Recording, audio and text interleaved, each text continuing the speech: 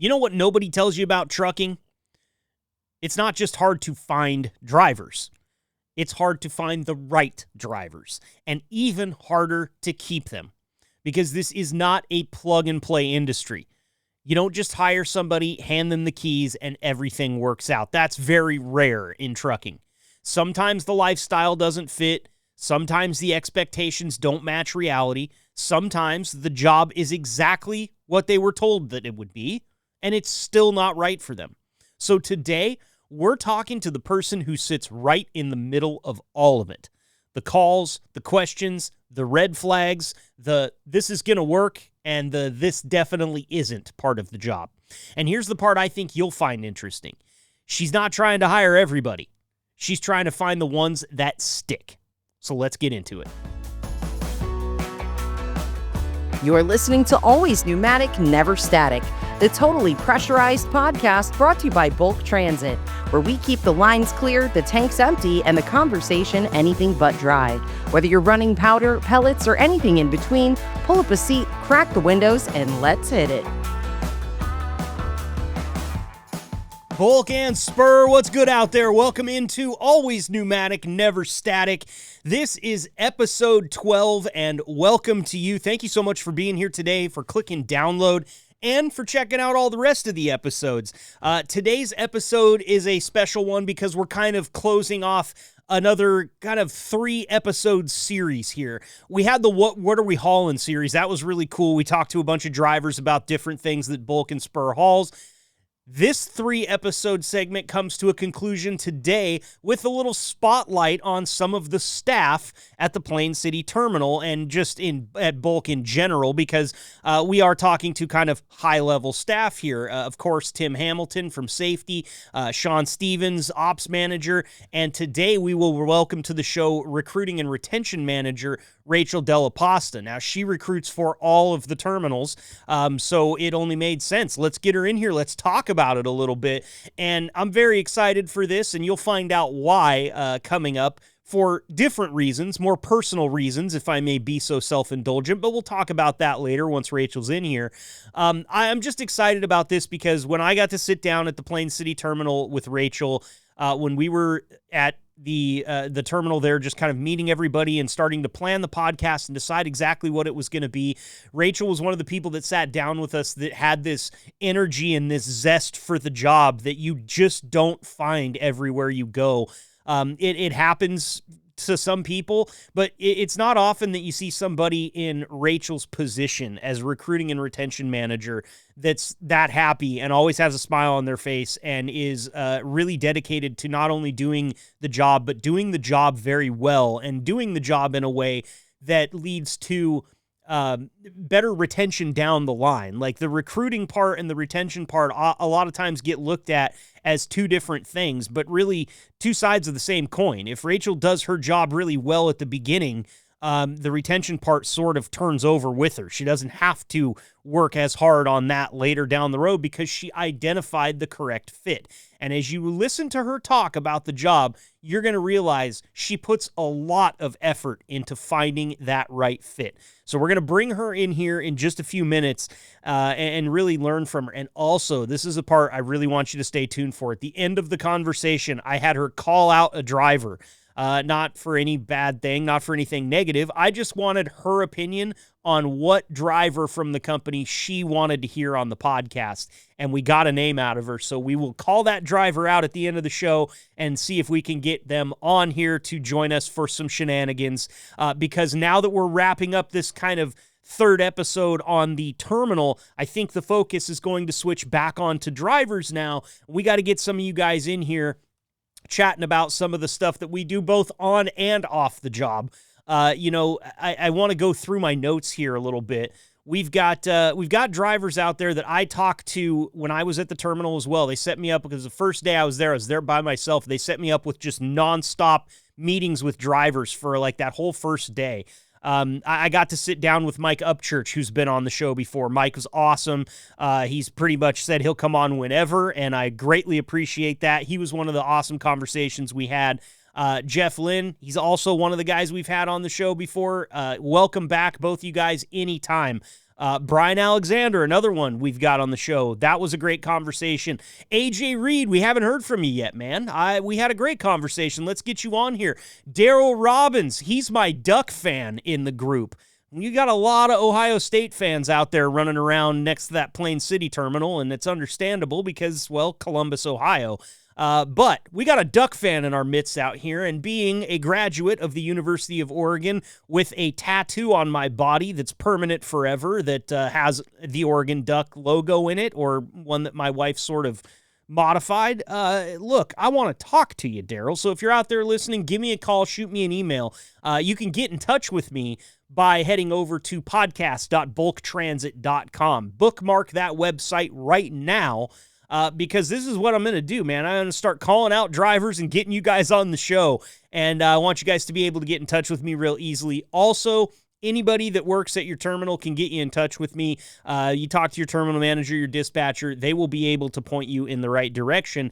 But if you want to skip the middleman, just head over to the website. Once again, podcast.bulktransit.com. You can email me there. The quizzes are there. All the episodes are there. All the descriptions, who we're talking to, what we're talking about. It's a one-stop shop for Always Pneumatic, Never Static. So make sure to head on over there.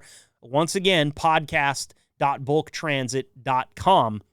And let me know that you want to be on the show, man. I want to welcome all of you, and we could talk about whatever. If you have topic ideas, feel free to send them to me there as well. Some really interesting stuff that we can get into on this podcast that is planned, but we haven't started to execute the episodes yet.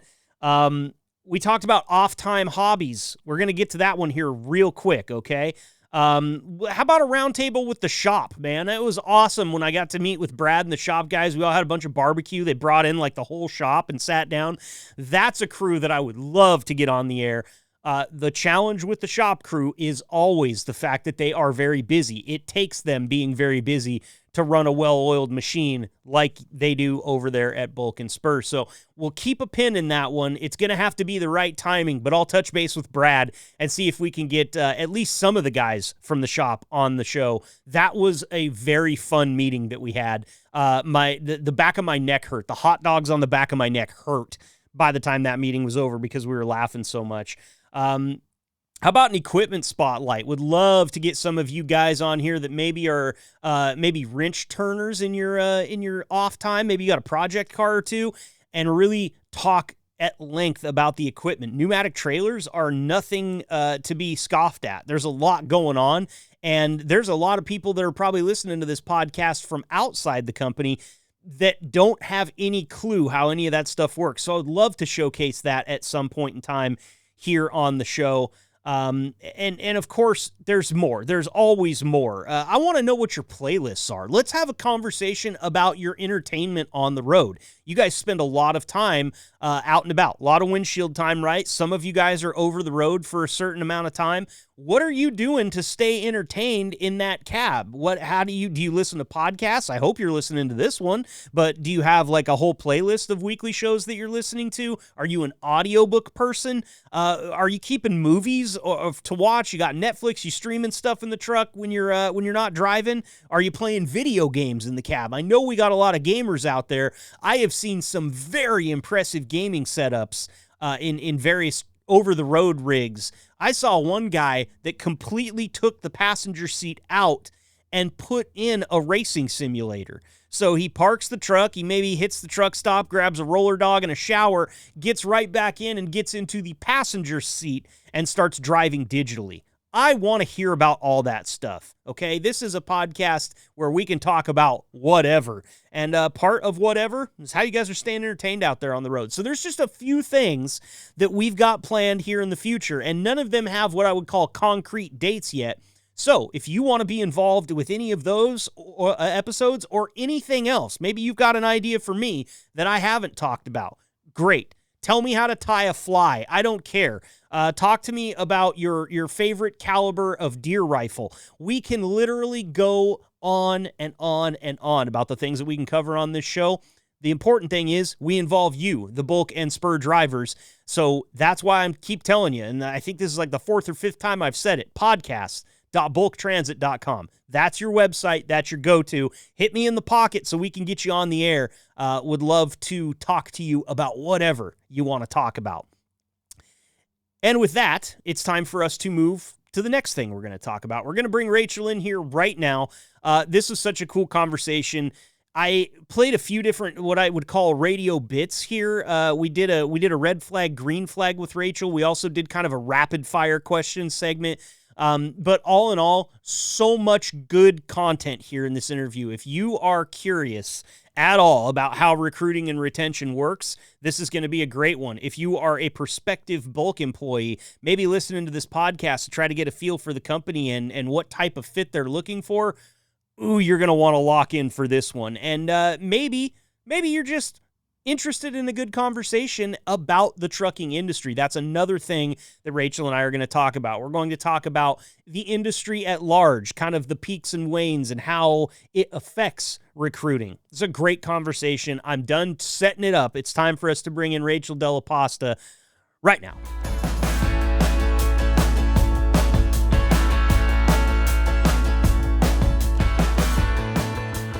So pumped for this next interview here on Always Pneumatic, Never Static. Now, our guest joining us today, I got to sit down with for probably about an hour when I was out at the Plain City Terminal and just really get to know her a little bit, and was so excited that she agreed to come on the podcast here and talk a little bit about the gig today. So please welcome Recruiting and Retention Manager Rachel Dellaposta to the show. Rachel, thank you so much for being here today.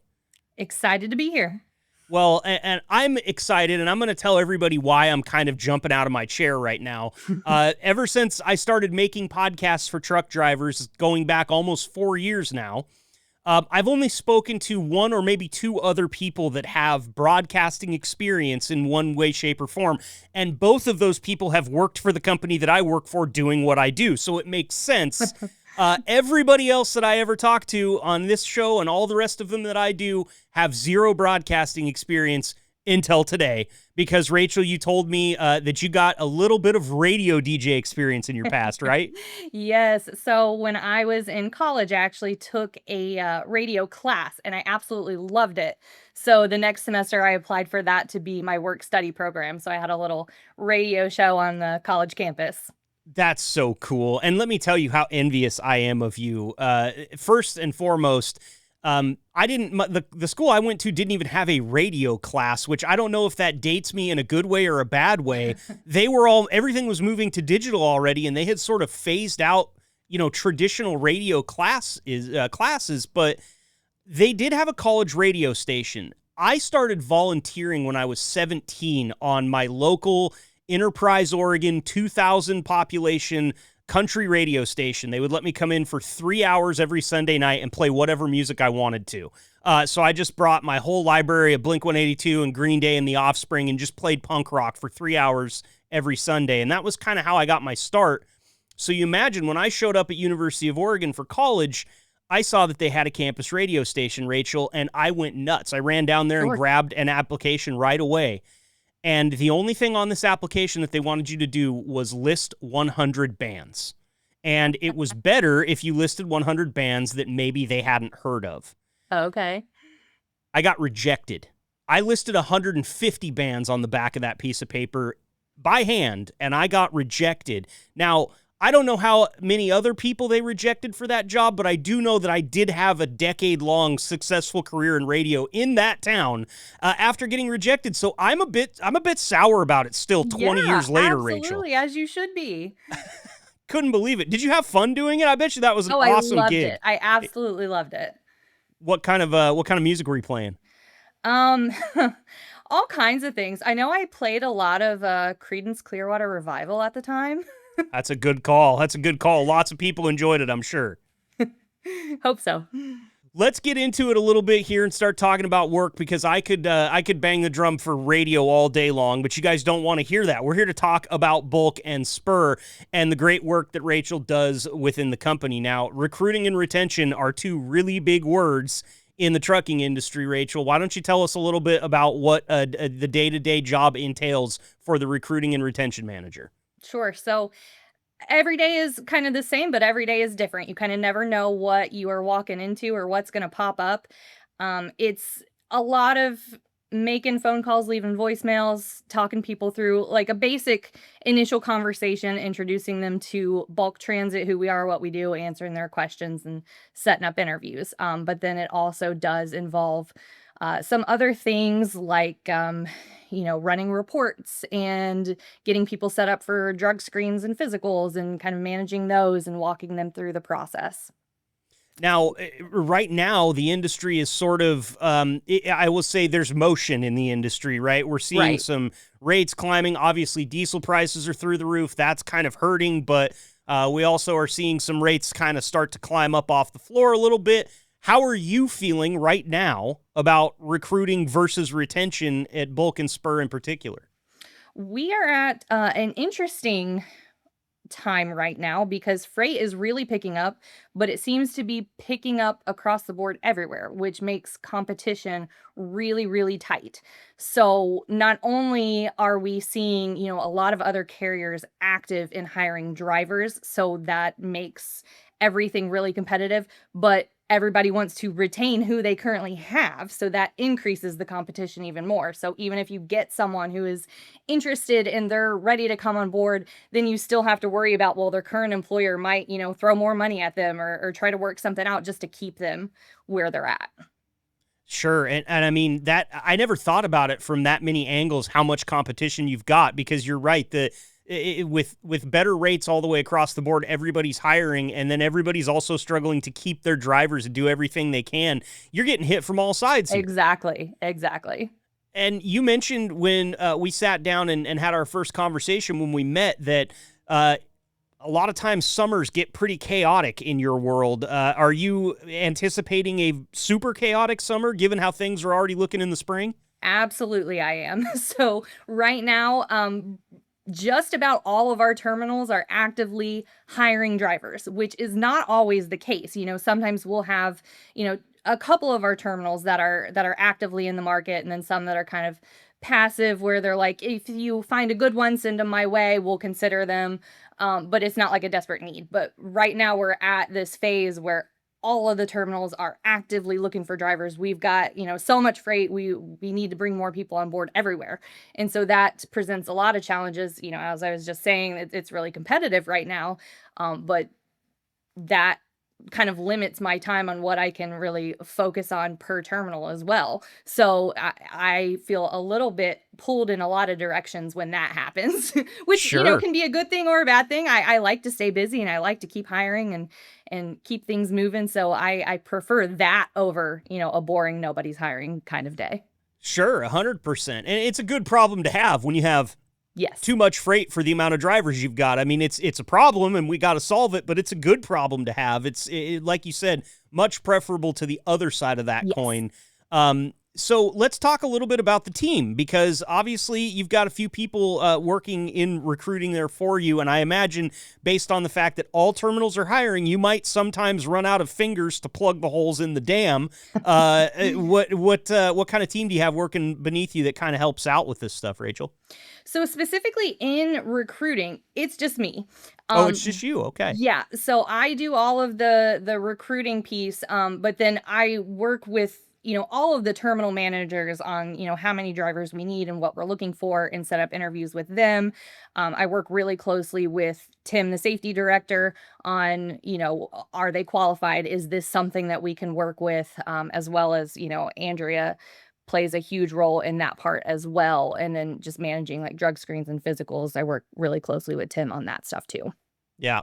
Yep. And Tim, he had a great episode here on the podcast just recently, just a couple episodes before this one.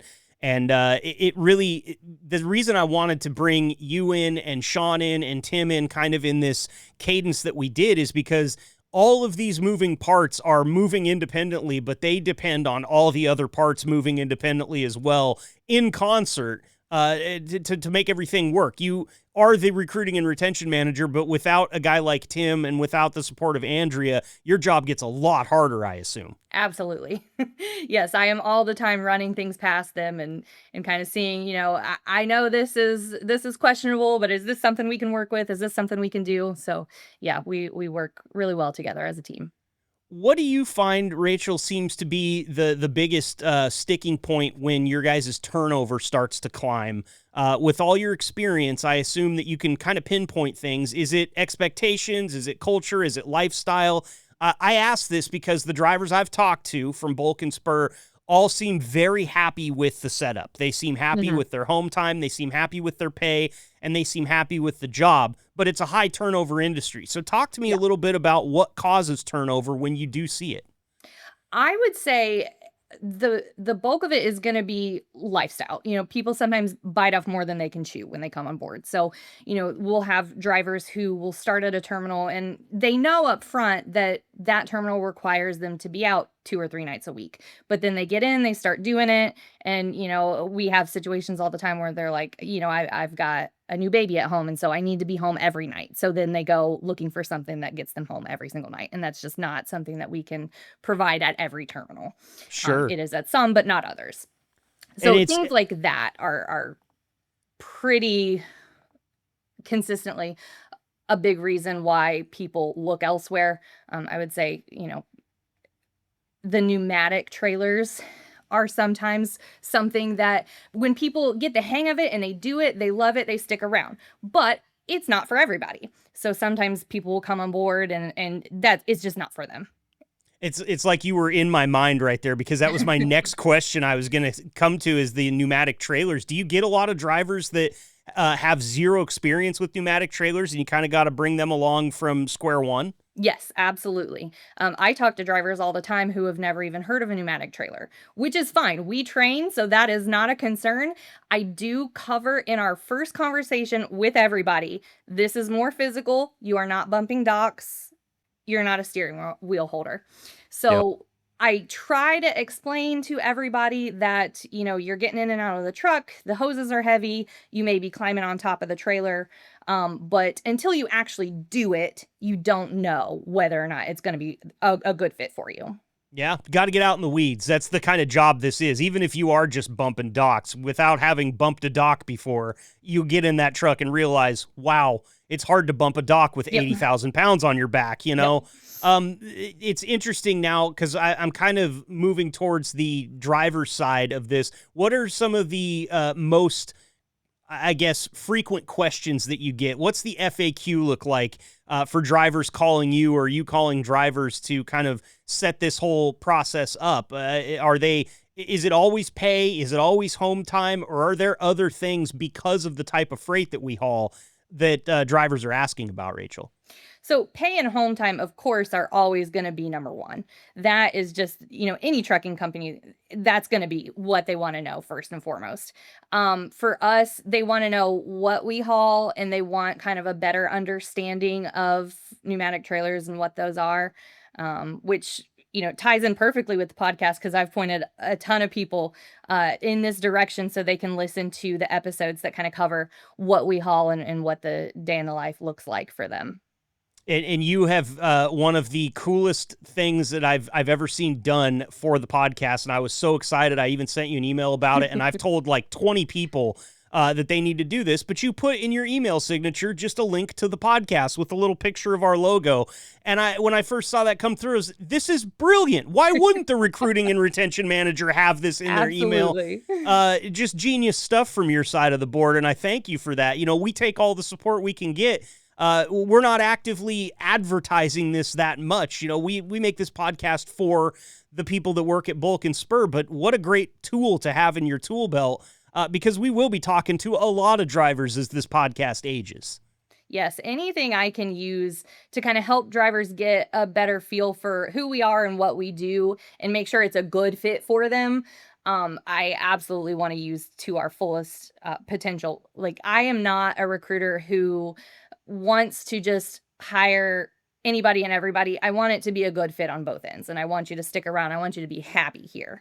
So if I can help you understand what we do, and kind of see the culture and the environment and get a better feel for it before you even get to the interview portion. I absolutely want you to be able to hear what we have to say. For sure, for sure. Now, what you talked about some of the things that drivers ask. Obviously, pay and home time, you said, are number 1 and 2, or number 1 and 1, really. What are some questions that maybe you wish they asked more about from your seat? I feel like if we're going to use this as a recruiting tool, let's dispel some rumors. Let's talk about some things that maybe you want out there as knowledge for anybody that's thinking about coming to work for Bulk. What do you wish they were asking you that they might not ask that much?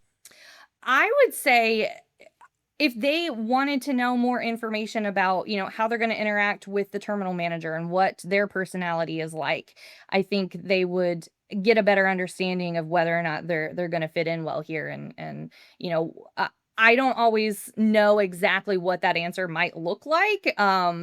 Because I'm not a driver. I interact with the terminal managers in a different way, but I can kind of give you an idea of who they are and how they operate and what their personality is like. You know, Fit here is a big deal for me. So anytime I can help you understand, is this a good fit? I want to be able to do that. Got it. Well, I think that this is a perfect time to introduce a little bit that I've just made up right here on the spot for Rachel. We're going to call this red flag, green flag. Can you walk me through a few things that might red flag somebody in a conversation right off the bat, and it's probably not the guy that we're going to be going with? Or gal or person, Yeah, let's put it that absolutely. way. The number one thing that comes to mind when you say that is accountability. So, job hopping in trucking is pretty common. You see that on a lot of applications that, guys go from company to company. The big thing for me is when people don't take any accountability for any of their jobs. They've got 10 jobs in the past 3 years, and every single one, the company lied to me. They fired me for no reason. They did this, they did that, and they take no part in that. To me, that signals a lack of awareness, a lack of accountability, and just kind of a general lack of discernment on who you're going to work for. Interesting stuff there. That's, it makes sense. And especially with your experience, you've been doing this a long time, right? We didn't cover that at the top. How long have you been in the industry? So I have been in trucking for close to a decade, specifically Wow. recruiting in trucking for close to a decade. And then prior to that, I recruited executive nurses. Okay, so you're used to spotting these things just from the conversations that you have, and it's a little advice that we might give here to people that are maybe thinking about interviewing, and it could be for any job, not just trucking. Those first conversations, they might seem like just an icebreaker to you, but a lot of times, especially if you've got somebody with your experience, you're using that conversation to really feel out this applicant and see if that fit is even in the ballpark from word one, it sounds like. Yeah. Yeah. The other one that comes to mind that always kind of makes me laugh a little bit is, you get those guys who are yes men. No matter what you say, they're like, yep, that works for me. Yep, that works for me. And you'll ask them more specific questions like, how much do you need to make per week? And they'll tell you some outrageous number. And then you tell them what that terminal's average tends to look like. And it's way off base. And they still are like, no, that's fine. I can work with that. And I'm like, well, how did you go from this number to this number? Are you just looking for like any job just to make ends meet? Like, what are you actually looking for? Because again, that retention piece plays into it. I don't just want to, hire people to lose them a month later. Right, because it's expensive to hire and seat a driver and get them moving. There's training involved. There's all, the drug screening that we talked about. Of course, all of that involves expense, and you want a driver to stick around, obviously, because it's a good company, and why wouldn't they want to stick around? Obviously, there's reasons, but we don't want them. We're not just like a constant slip seat here where we're just constantly adding new drivers. We want them to stick around. That's great stuff. Okay, so any other red flags before we move to like fist pump green flag moments? The ones that call multiple times in a row, multiple times a day. That is always like, I want them to be interested in us, of course, but that is always kind of a red flag for me because I'm like, why are you so desperate to move forward so quickly. There is almost always a reason that's gonna pop up on the MVR, on, previous employment history, something like that, that's gonna come back and tell me that's why they're desperate and that's why they want to get in so quick. That's interesting to me because I come from the school of, being 40. I'm 41, actually. So when I was like 17, 18, 16 in that area, my dad's whole thing was the squeaky wheel gets the grease. We weren't applying online at the time. You had to walk in with a piece of paper and hand your application in. And if I hadn't heard anything for a day or two or maybe a week, my dad's first question was, well, have you called him? Have you gone down there and stopped by? And what I'm hearing now is that might be okay to call like once and just check the situation, but doing it multiple times a day over multiple days signals some desperation that maybe you don't really like to see, Rachel. Exactly. Yeah. So if you want to call, leave me a message, I'll get back to you. That's totally fine. But if you call and then you call a minute later and then you call 2 minutes later and then you call another minute later, I'm like, why are they calling so much when I'm on the other line? I can't get to them right that second. It just kind of signals a little bit of desperation there. Yeah, and let's face it, it doesn't matter if you're in work, personal, nobody wants the call from the same number to come through 4 or 5 times. That can never be good, right? There's never anybody calling you to tell you won the lottery and they won't stop calling. They just leave a message and wait, right?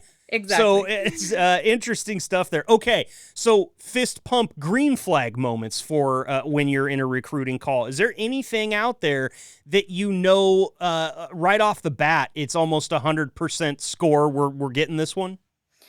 I mean, of course, I love to see drivers with consistent work history, like the ones who have been with the same company for 10 plus years, the ones who have prior pneumatic experience. Obviously, I love to see that. We train, so it's not a big deal if you don't have that, of course. But if you do have that, that is awesome because I already know you know what to expect, and that's not going to be a reason that you leave us. Anything else?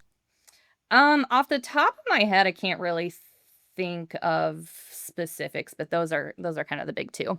Yeah, the green flags I kind of figured would be a little tougher because there's a bit of nuance to the process, right? You might get that green flag, hey, I've worked for the same company for the last 20 years. I've only done pneumatics. I really need to be closer to home, and I live in Columbus. Maybe you've got something that works, but there could be drug screen problems. There could be MVR problems, insurance, you name it, down the line that you're not going to find out just on that first conversation. Right. Got to dig around a little bit. Do you like the background check part of your job? Not really. It always makes me a little nervous. You have that conversation and you think you found a good fit, and then you run the MVR and you can't hire them. And that is always such a gut punch because, my job is to hire drivers.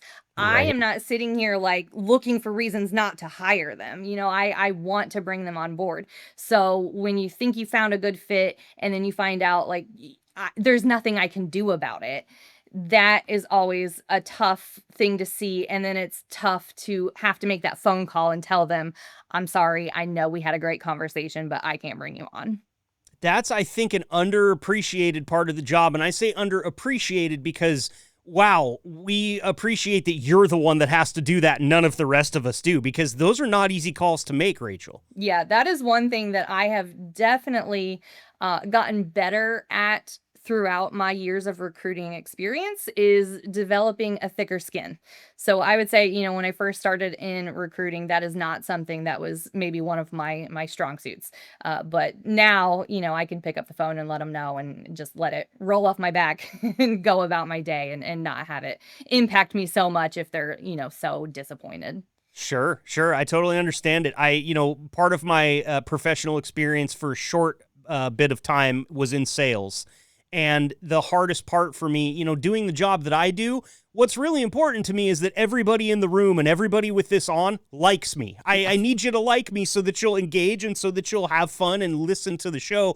That personality type is not a great fit for a high rejection sales job, or maybe doing something that you've done or that you do if you can't develop that thick skin. And I wonder, obviously, we have to take language into a bit of a consideration here, but I can also bleep out some swear words. Can you share maybe one of the worst responses that you've gotten on these calls? Because the company I work for handles some recruiting services. I've seen some of the things that are said in just exploratory messages. Like, people will send us a message, our person will respond, and then what comes back from the person that initiated the conversation can be some of the most heinous, terrible things I've ever seen written down on paper. So Oh yeah. I wonder, Rachel, do you have any experiences that you'd like to share? So really, when I talk to people on the phone, they're fairly considerate.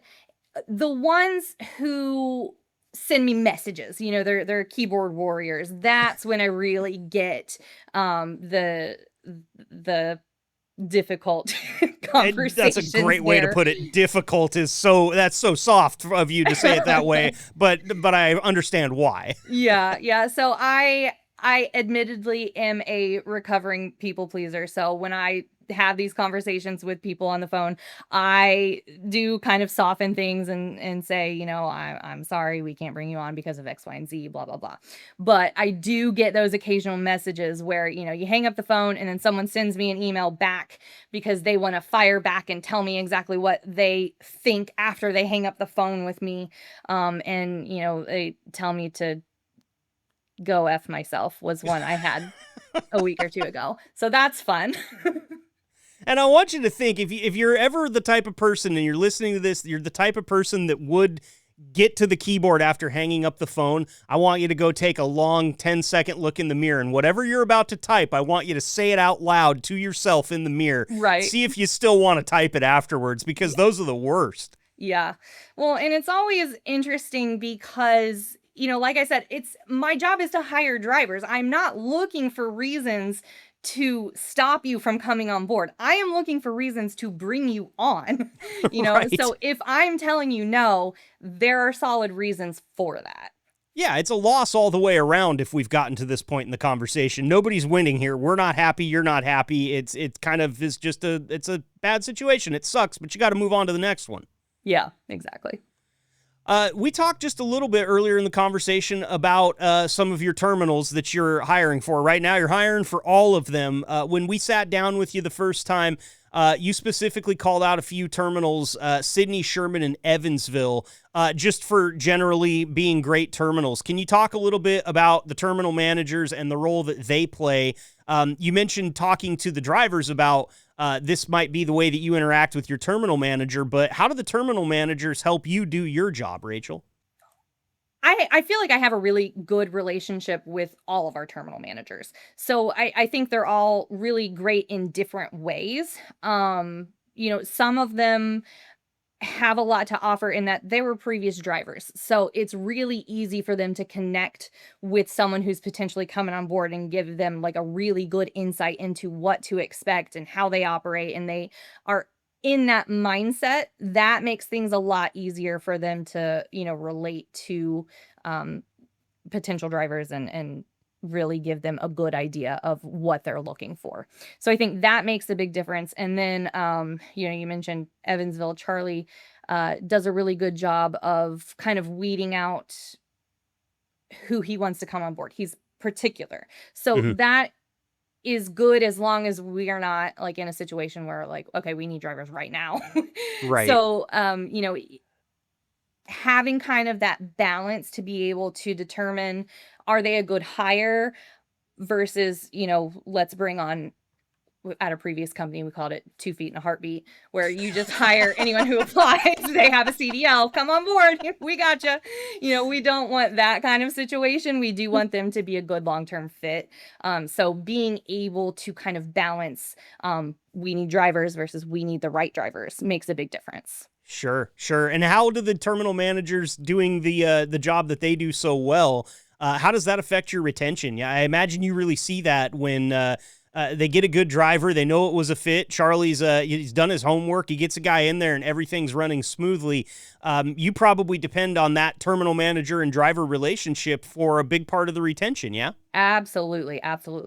That plays a huge role, I think, in keeping retention rates up. We talk a lot here about being a family company, and that is not a tagline. That's not a slogan. That's how we operate. We want you to be part of our family. We want to get to know you.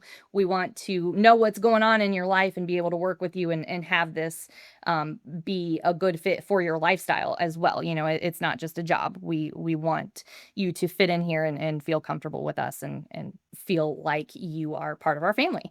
Right. So, the terminal managers developing that relationship and making them feel part of the team is a huge deal for us.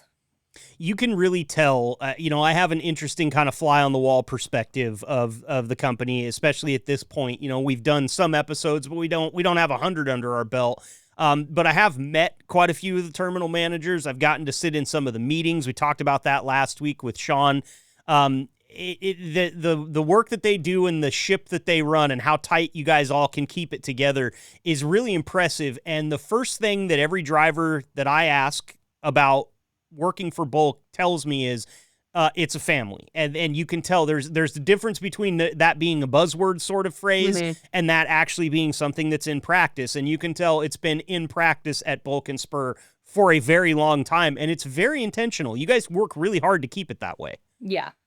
I mean, there's not a lot of companies where you can approach, the owners and say, I've got this driver who needs X, Y, and Z. And they know exactly who you're talking about, what terminal, how long they've been with us. That's crazy. That's great, especially the amount of terminals you guys have and how spread out they are. That type of name retention is wild. And I know I'm really bad with names. I'm terrible with them. And so I'm particularly blown away at that fact because we had Brian in a meeting at one point in time and somebody mentioned a name and he goes, oh, that's the guy from XYZ. I haven't met him yet. And you know that much about him and you haven't even met him yet? How are you doing this, man? It's really impressive.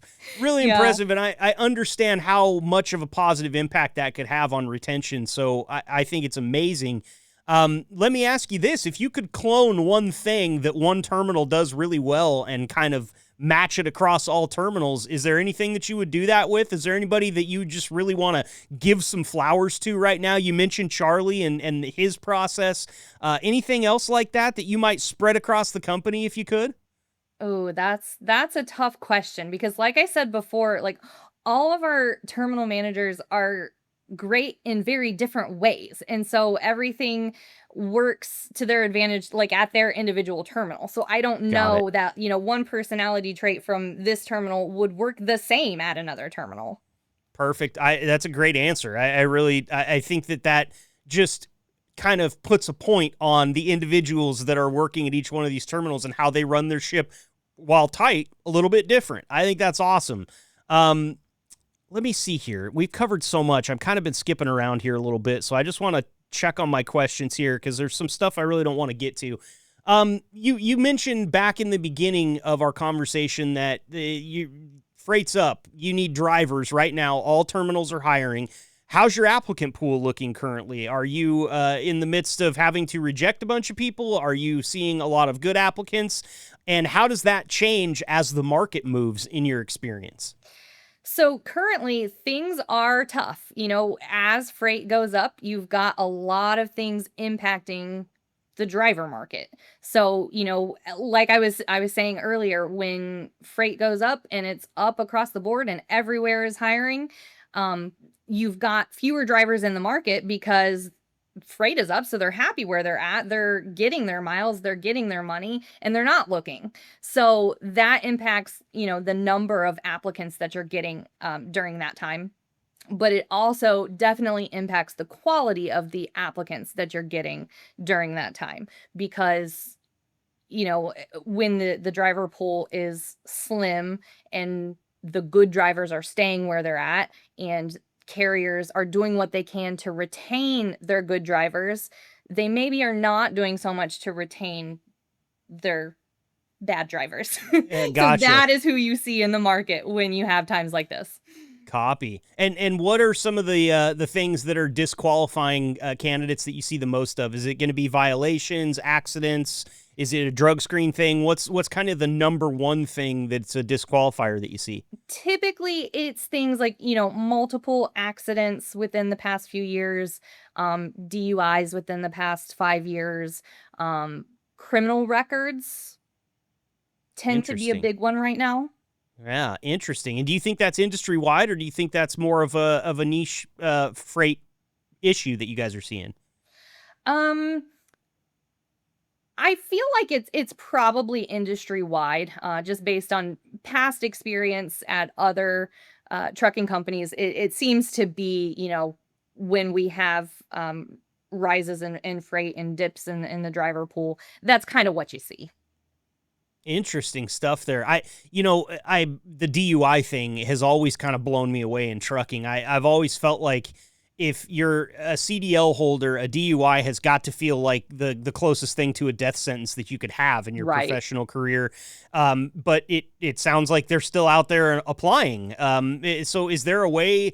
Let's say you get a DUI and you get 5 years beyond it. Does that driver have a chance in the industry, or is that going to be something that people are going to look at and just immediately draw a big red X on the application?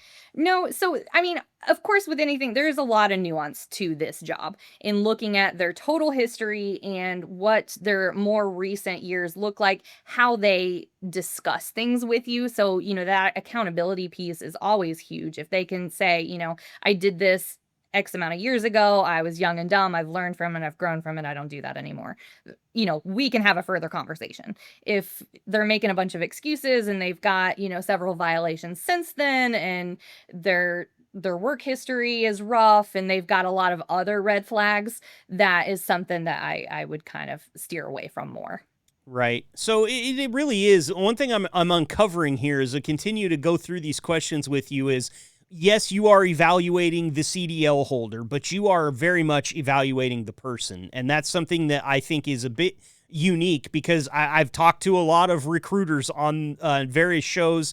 I've worked with many of them closely. And while that is a trait that some of them have, it's not one that I see come through as consistently as I would like to. And I think I talked about giving people flowers. I want to give you some flowers for that because it's very apparent that you are looking for a fit here. You've said it multiple times. You're not just looking for a heartbeat and 2 feet, which, by the way, I'm going to use that. I love it. Your email signature. You're giving me all these new words to use. I'm going to make you a co-host. Hey, I'm going to give you another one you can use. As a recruiter, I heard this phrase and I loved it. A lot of recruiters tend to have the mindset of, to a hammer, everything's a nail. And that is not me. I do not think every single driver is the right fit for bulk transit. Yeah, and it's a very interesting perspective there because you've already mentioned so many times your job is to hire drivers. You're having success if you hire them. It stands to reason why some other recruiters would see every nail or every driver as a nail because they're the hammer and that's just what they want is a higher rate. But you're evaluating the people, and I have to say that's probably a really big reason why everybody is happy that we've talked to here and why these jobs are so sought after.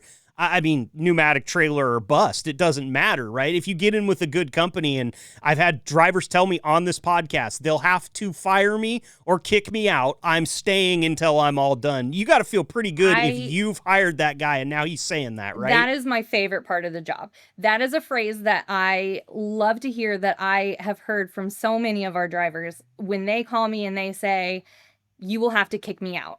I love that. And you don't kick them out very often, I imagine. No. That's not your purview, right? No. That's good. That's good. You don't have to be the bad guy with that one. I like it. I like it. Okay, I've got some rapid fire questions here for you.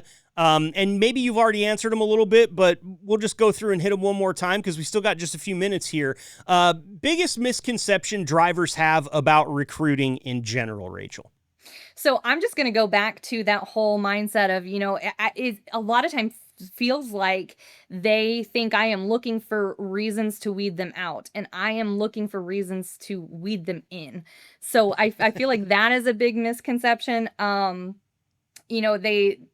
always say, I feel like some drivers think that they are the only applicant, they are the only person that I'm working with, and they don't have a full understanding that, when you call me, I may be on the other line. I may have stepped away from my desk. I may not get back to you right that second. I will get back to you. So that is something that has been kind of a funny little quirk to me in this job, and kind of adjusting to. But there are a lot of little, I guess, different things that I work through in managing, expectations, and helping them with getting their applications submitted. And I always say I'm sort of almost a part-time IT specialist because they're calling me so much on, I can't get into my safety videos, my clearinghouse isn't working, things like that. It's so funny. I've always pictured recruiters as a person that is talking on a phone while texting on another one, and there's a Yes. third in their pocket that's ringing. Yes. You just don't have the capacity to be able to take all the phone calls that you need to take at that moment. And I'm sure would you say that's one of the more stressful parts of the job, is just the constant fire hose flow of incoming communication? It depends. Recruiting is so weird because it's all or nothing. So you either have 100 phone calls right now, or you have nothing going on. So Okay.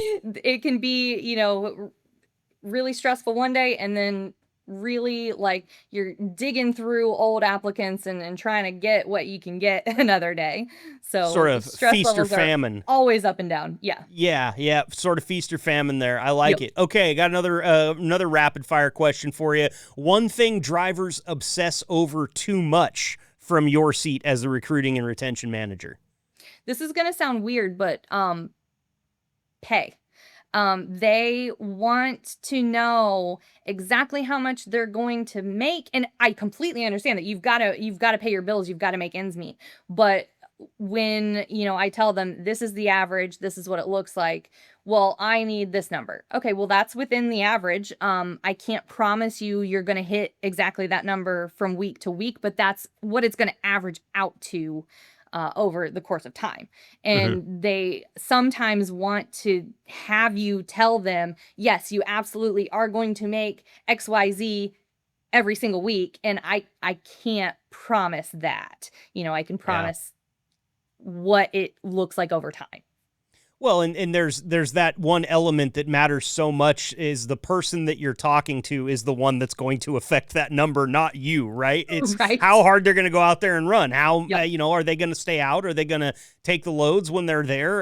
Or are they going to be a little bit lazy about it? And obviously, if you're going to do the latter, that number is going to drop a little Exactly. bit. Absolutely. That's a very common, I guess, formula in trucking, is if you're not rolling, you're not earning, right? That's pretty standard. But interesting stuff there. I like that you said pay, because I know that that's one that they obsess over probably more than just about anything else. We already mentioned it, tied maybe with home time, but that's it. It's those two. And of course, it's vitally important, and I totally understand why they obsess over it. But them trying to get me to like make promises that I can't like guarantee is kind of a difficult thing for me. Sure. This is just a fun one because it's more, I guess what I'll say, subjective, but which terminal's out there having the most fun? You talk to the terminal managers all the time. You talk to the drivers. Who's out there just getting a good job done? Obviously, we've said it. They all just run a super tight ship. But I imagine there's like a terminal that's like your jokester terminal, or your class clown terminal. Which one is that? Sydney. Every time I talk to Jason, he is just full of jokes and humor and having a good time.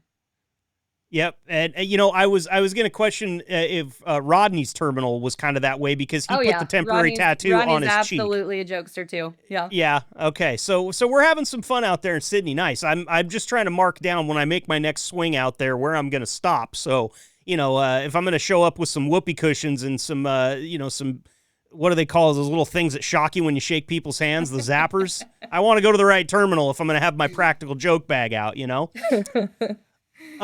If you could fix one thing in the industry overnight by just snapping your fingers, what would it be? And this can be, specific to Bulk, or it can be outside in more an industry-wide thing. What would you change about trucking, Rachel? Industry-wide, I would change the mindset on job hopping.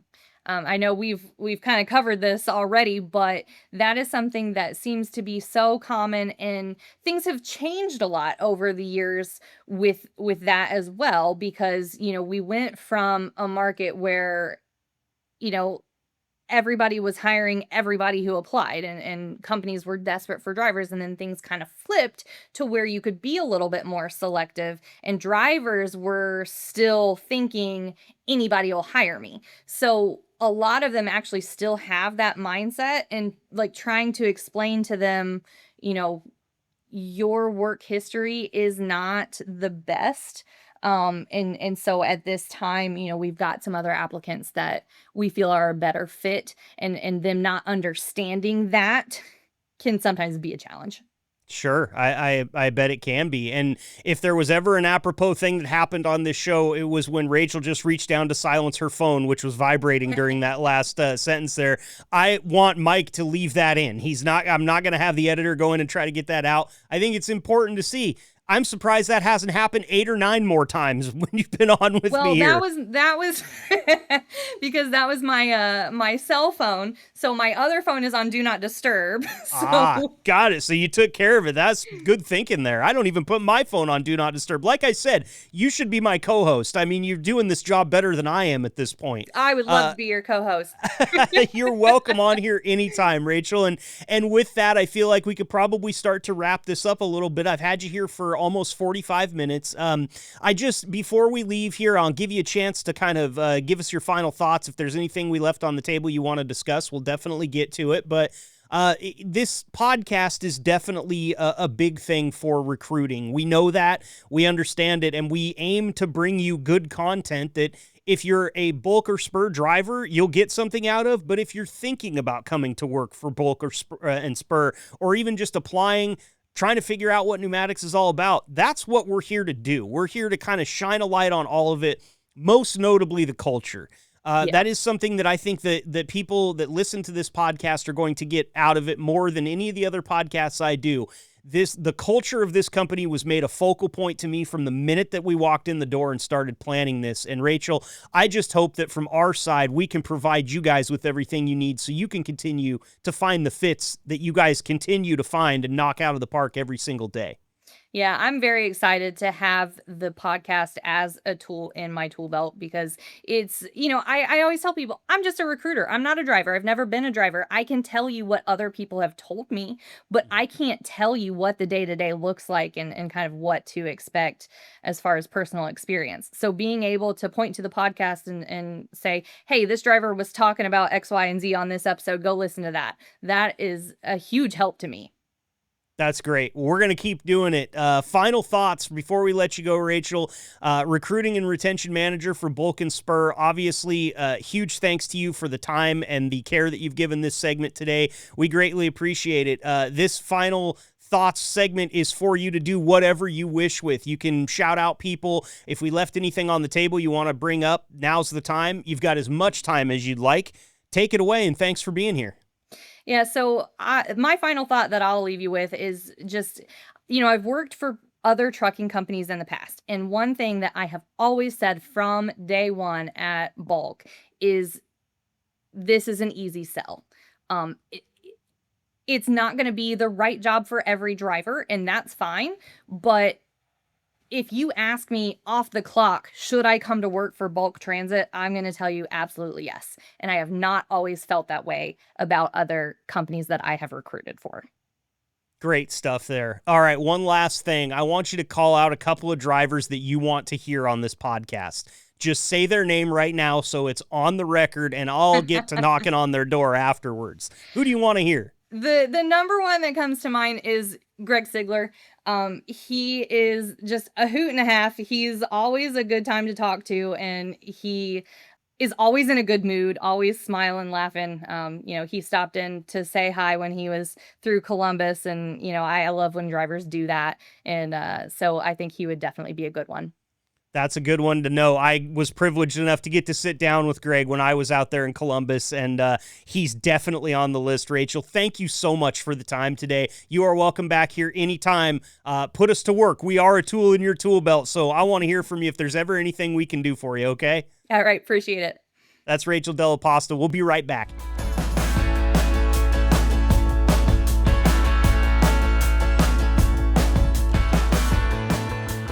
Great stuff there from Rachel. She is welcome on the show anytime. She's got broadcasting experience. She's better at this job than I am.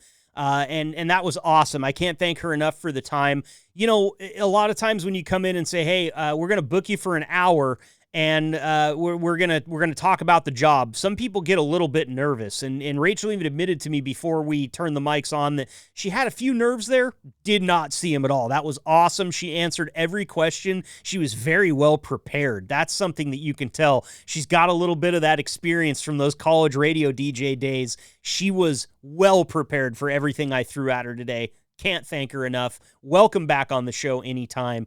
And right there at the end, I told you to stay tuned for it. Greg Sigler, you got called out, and not in a bad way either. Greg and I got to meet when I was out there in Columbus, and great guy. Can't wait to have you on the show, Greg. Hit me up. We'll get you in here for anything that you want to talk about.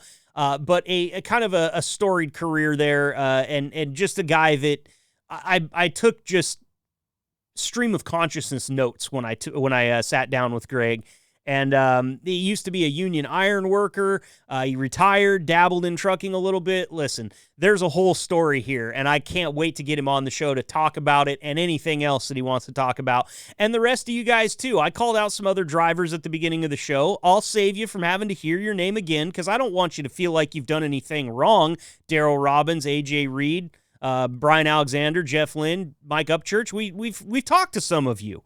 We haven't talked to all of you. We were a long ways away from talking to all of you. Jacob May is another one. Get on the show. Love to have you guys. As you can see, we'll always just kind of have a good time with the conversation. I was talking to some guys earlier today, and they were asking me, like, what's this like? What is it? What's the makeup of it? I'll tell you right now, the best way that I could describe the conversation that you will have with me on this podcast when you decide to join it is a lot more like having a cup of coffee around the break room table than it is like sitting down in a studio with lights and a microphone for an interview. If you're a driver, 9 times out of 10, you're going to be doing this interview over the phone. So that in and of itself sort of relaxes the environment a little bit. I guess in just kind of what you would call a student of human nature at the ground level, I'm curious. I love talking to people. There's nothing better in my life and in my professional life, but when a conversation just goes, there's none of that uncomfortable silence. There's none of that dead air. That type of stuff drives a former live radio DJ absolutely nuts. Let me tell you how long I can handle silence on a broadcast, okay? Are you ready? I didn't even make it to 3 seconds. I have a clock. 2.75 seconds right there is all I can handle before my brain starts to lose it. And I'll tell you right now, after 1 second, I was ready to fire off some words. So that's what I really like is good conversation, and I will do everything I can to keep it going. You guys can hear that on the show here. But we're going to turn the focus to drivers for the next few weeks here, and I want to talk to as many of you as want to come on. I talked to you about it in the open there. There's so many different things we can talk about, so many things we can cover. And remember, I'm Steve Nash of this podcast. My job is not to score the points. My job is to get the ball to you so that you can score the points on this podcast. And very happy to do it always. Didn't even have to work hard today with Rachel on there. Just pass her the ball. She's knocking down corner threes, behind the back tomahawk slams. She's going between the legs with it. I mean, it was amazing. And, It's a high bar to live up to, don't get me wrong, but everybody's set a high bar so far. Tim did great. Sean did great.